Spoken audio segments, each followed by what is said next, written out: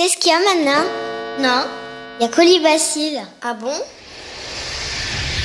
L'inaudible.com.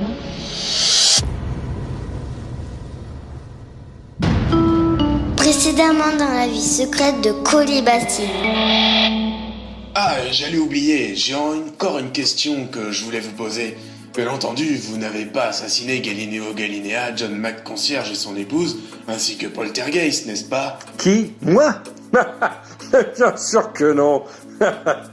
Quelle idée, voyons. Non, bien sûr. Suis-je bête? Bien sûr que non. Oubliez ça, colonel. C'était juste pour vérifier. Mon rapport, vous comprenez? Tout à fait, je comprends. Rachmaninov. Rachmaninov. Non mais qu'est-ce que tu... Non mais c'est pas vrai ce chien. J'y crois pas que c'est pas vrai, que j'y crois pas. Et tu crois vraiment que je te paye pour lire des livres? Et que pensez-vous de pouvoir apporter la compagnie? Ne te demande pas, a dit le sage, ce qu'a la compagnie apporté tu peux, mais ce qu'a toi la compagnie apporté peut. Et c'est toujours ainsi que j'ai envisagé les affaires. Jeune homme, engagé vous êtes. Colibacille, bientôt en mon pouvoir, tu seras. Bientôt tous mes plugins, à toi je brancherai. Tes cookies, je m'approprierai. Tes antivirus les plus intimes, je franchirai. Ta carte mère, je dessouderai. Et nos modems internes, nous fusionnerons.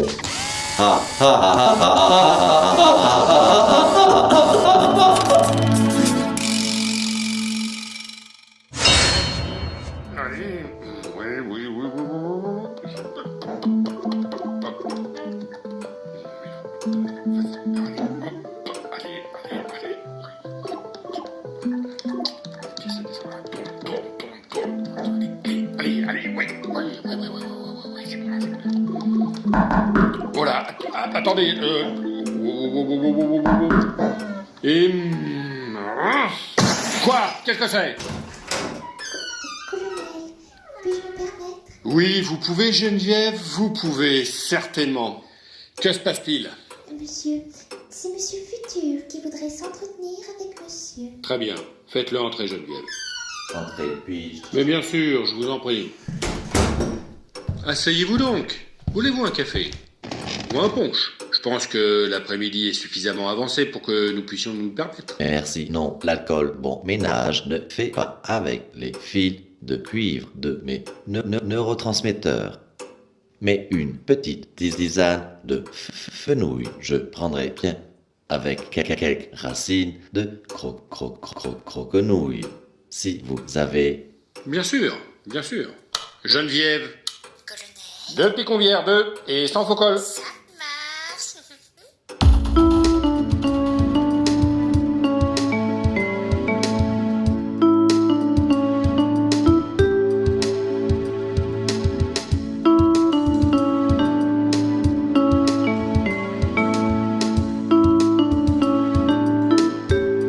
La vie secrète de Colibacille.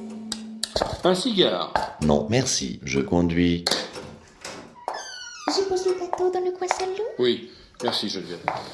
Venez, nous serons plus à l'aise pour discuter. Merci Geneviève, vous pouvez disposer. Je n'aurai plus besoin de vous aujourd'hui, vous pouvez prendre votre soirée. Oh, merci, colonel. Justement, ma mère est malade et il faut que j'aille aider ma petite sœur Gertrude à réviser son bac. Elle est en terminale W. C'est une section très difficile où les correcteurs sont particulièrement méchants. Il paraît qu'ils battent souvent les candidates, surtout quand ce sont des filles.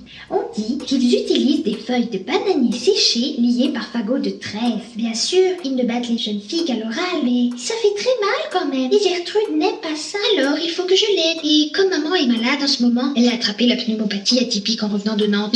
De Nantes à Montaigu, le virus est très répandu. Ça me fait encore plus de travail. D'autant que le père Manganat, mon confesseur, c'est le dernier héritier de la famille des Manganates de Potassium. Et ses parents n'ont jamais accepté sa vocation religieuse. Il faut dire que depuis tout petit, j'avais décidé de le fiancer avec Cunégonde, la fille des obèses, les châtelains du château, la plus grande fortune du canton. Alors un curé, vous pensez, comment lui faire épouser quelqu'un, surtout une femme, et surtout Cunégonde, il ne rit que quand on la gronde. Alors il est sur les nerfs en ce moment, le père Manganat. internat, vous imaginez bien. Alors, comme je ne suis pas souvent là, entre mon travail ici, les révisions de Gertrude, et puis ma mère malade, alors, et puis des collègues, et alors il m'attache au crochet du professionnel, et il me fouette avec... Ouf, merci, colonel. Du bien, ça fait quand ça s'arrête. Je vous le fais pas dire. Asseyez-vous, mon cher. Prenez un sauciflard. Je l'ai fait venir tout droit de Normandie. Un élevage de gorettes tout premier ordre. Que du bio. Du bio. Travail, effectivement. So what? Vous vouliez me parler? C'est cela même. Ah, dirait, vous parlez, je dois... Eh bien, soit. Je vous écoute. Colonel, partir, je vais... Plaît-il? D'une semaine de congé, j'ai besoin... Pardon? Je veux dire, d'une semaine de congé, j'ai besoin... Ah, je vois. Donc, Eh bien, ma foi, il n'est pas dans mes habitudes d'accorder des congés aux gens que je viens tout juste d'engager. Il n'est d'ailleurs pas dans mes habitudes d'accorder des congés tout court. Mais il se trouve que je suis dans un bon jour. La tension psychologique qui pesait sur mes épaules depuis les dernières 72 heures s'est tout soudainement envolée. Et je me sens en veine de bonté. Peut-être est-ce dû à cet admirable quart de brie que je viens de déguster. 1972. Millésime remarquable. Aussi vais-je vous accorder cette semaine de congé, que vous réclamez avec une autre cuidance qui me sidère. Reprenez un bigorneau, voulez-vous? merci, colonel. Mais les bigorneaux me déconseillent mon médecin, car les locutions, ils embrouillent, paraît-il, en tout cas. Ah, bon. Alors, une pointe d'asperge, à la menthe, pour la route. Au revoir, colonel. Papac. Oui, très bien, jeune homme. N'y manquez pas. Attention, vous marchez sur Geneviève, là.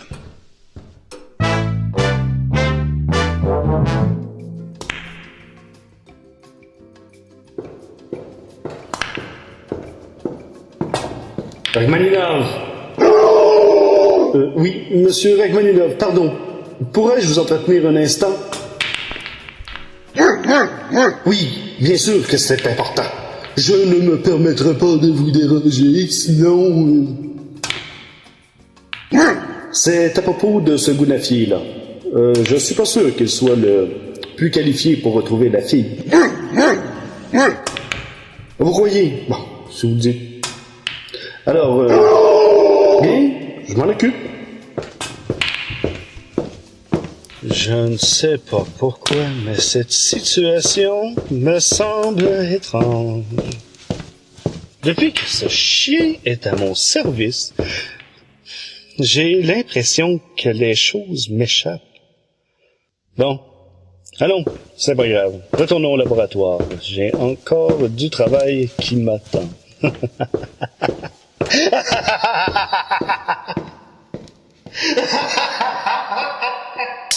À suivre.